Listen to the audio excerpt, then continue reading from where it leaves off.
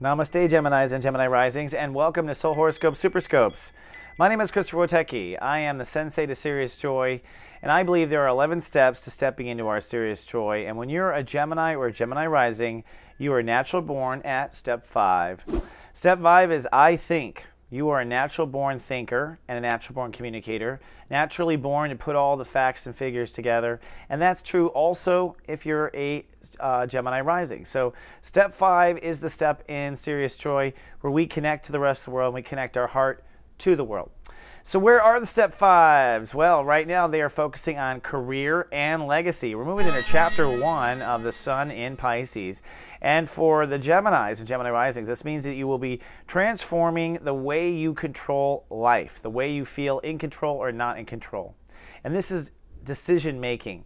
Now, when it comes to decision making, believe it or not, you are set up to decide with your intuition. I know that doesn't make a lot of sense to you, or if it does make sense, then you're on the right path. If it doesn't make sense, you're up for some shock here, because at the end of the day, we want to consult all of our awareness about where we should move forward.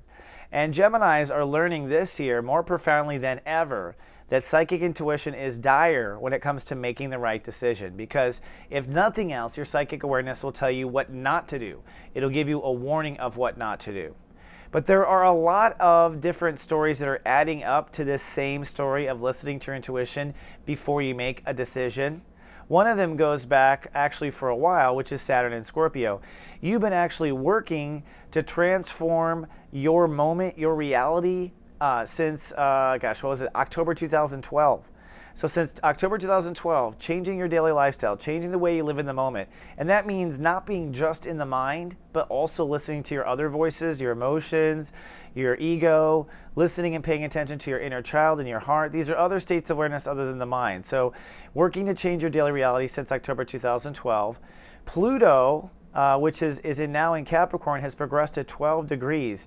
Now this is pushing Geminis and Gemini risings to be much more flexible than they ever have and try things they've never tried before. So they are stepping way out of their normal comfort zone and into whole new realities.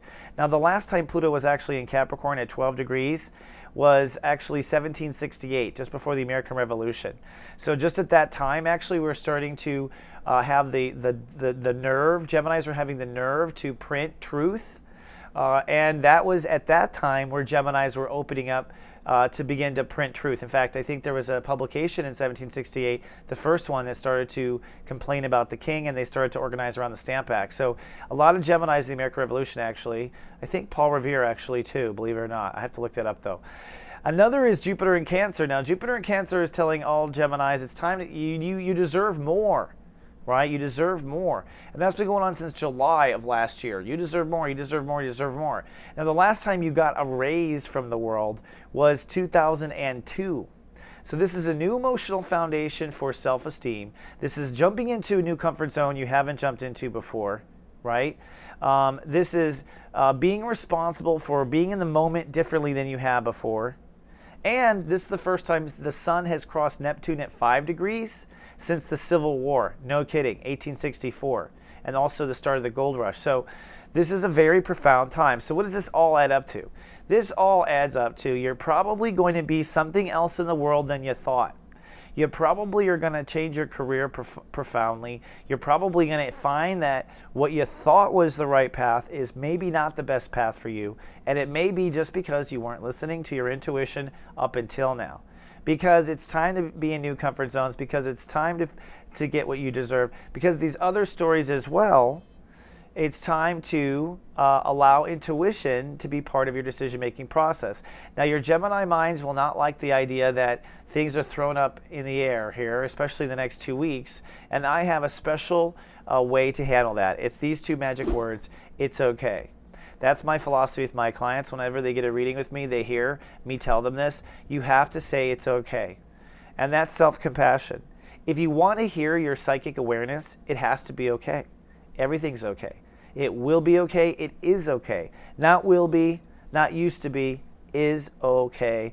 And make that smart-ass dual processor mind of yours always say to yourself, it's okay. That allows you to listen to what needs to be heard in order to move forward this week. Very profound week. So looking at the It's Okay week, First of all, the breakdown will be Friday, Saturday, and Sunday. So I am predicting breakdown with career decisions, things not going the way you thought. This is a time for self-compassion, self-mercy. It's okay. But by Tuesday, the sun does come out to play, and it's Love Fest Day, the most loving day of the month.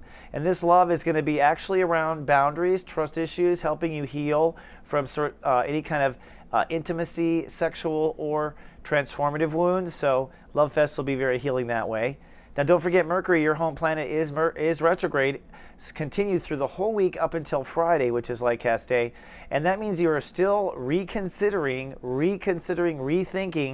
last month's lesson, which was what you believe in. So you're not quite certain what your life purpose is or where you should aim exactly, probably until Thursday, where I predict you'll have a eureka moment. So I think a eureka moment comes on Thursday with what you really believe in, and then that allows your career to at least take shape.